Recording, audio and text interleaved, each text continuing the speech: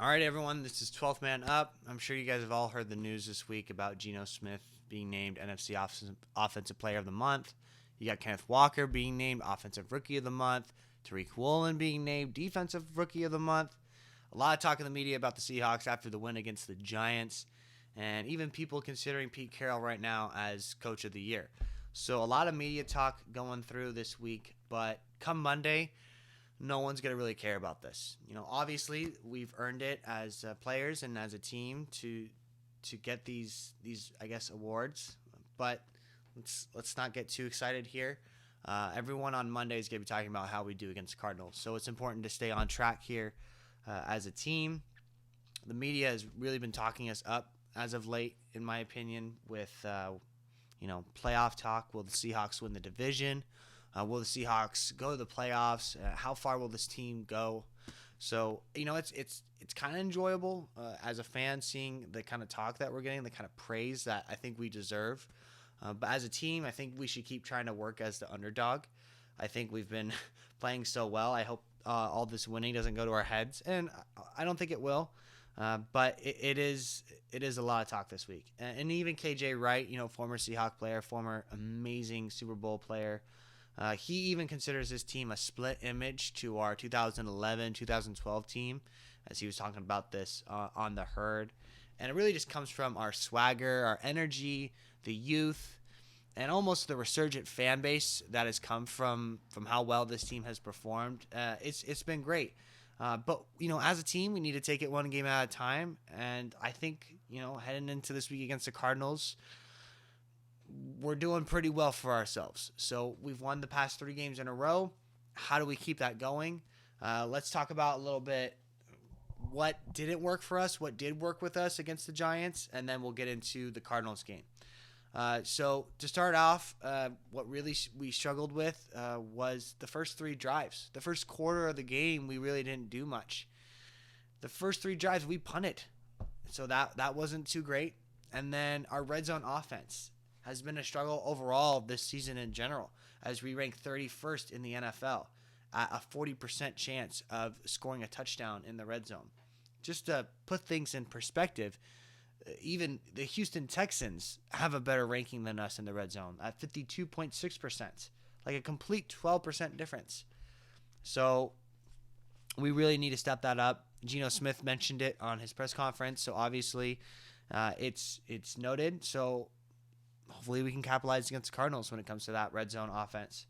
Kenneth Walker, everyone's talking about how great of a run he had on Sunday against the Giants. Everyone's talking about, he's rookie offensive player of the year, and he deserves it. But he only put up 51 yards this past week with 18 carries. And this was against the worst run defense in the league. So hopefully he can bounce back against the Cardinals, because this, even though he did play good, if we are going to be this playoff team that everyone's talking about, we need to put up more damage than 51 yards for 18 carries, especially since Pete Carroll loves to run the ball. And then obviously I'm not too worried about this. Lockett had a tough game. He had a tough game against the Giants with a fumble on the 2-yard line, and then he dropped a touchdown pass in the red zone. But I'm not too worried about it. I think he'll bounce back as he did in the end of that game, and I think the next game he'll do fine. Now, with that fumble on the 2-yard line, that was actually the only touchdown the Giants were able to score in that game. Moving on to kind of the positive takes away from this game. The last 3 games, we've held opponents to 15 points. The Giants, who have been, having a good record so far this season up until this game, being able to only score a touchdown from that fumble on the 2-yard line, that's not good at all. And I think our defense is starting to shine a little bit. Not only that, we've held running backs to 2.5 yards per carry in the last 3 games as well. This is a major difference compared to how we were in the first 5 games of the season. I mean, if you look at the past games that we had against the Lions or the Saints, we were giving up a ton of points and relying heavily on Geno Smith to put up some numbers.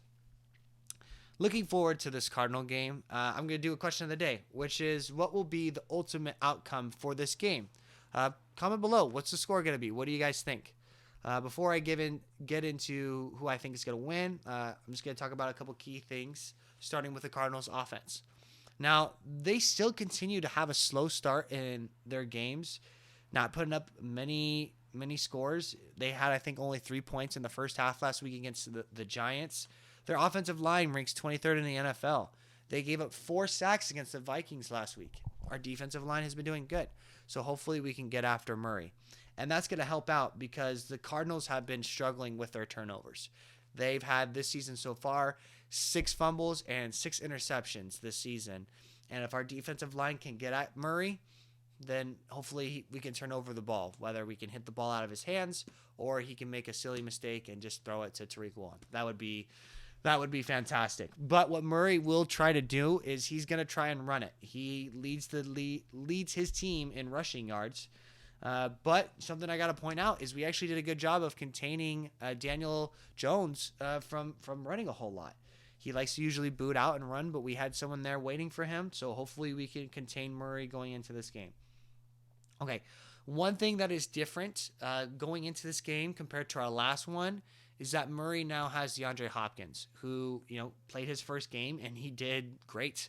He had that one-handed catch in the end zone that was, really stunning to see, and to see that he's still performing at a high level this late in his career, which is fantastic. So I'm sure he'll go up against Tariq Woolen. That'll be a fun matchup to watch. Getting into defensively for the Cardinals, their pass defense is ranked 26 in the NFL. They're terrible. So DK Metcalf, and Tyler Lockett should have no problem getting open, making plays, along with our tight ends. Can't believe I said that. Okay. Geno Smith should cook. He has the highest completion percentage in the NFL at 72.7%. And with the Cardinals' pass defense being terrible, he should put up some good yards. And the Cardinals, they gave up over 100 yards last week against Dalvin Cook and the Vikings. So this is a good bounce back for Walker. The Cardinals' defensive line, I was trying to look into defensive line so far this season in the NFL. They're not even in the top 25. So we should have no issue with our offensive line and our 2 rookies who are doing fantastic this season so far. Giving Geno as much time as he needs to throw the ball.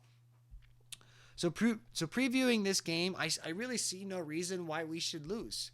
Obviously, we've won 3 games, and it's like, well, how can we lose at this point? And the media expectations are flowing in.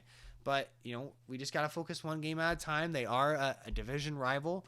So hopefully we could, keep fighting every single play.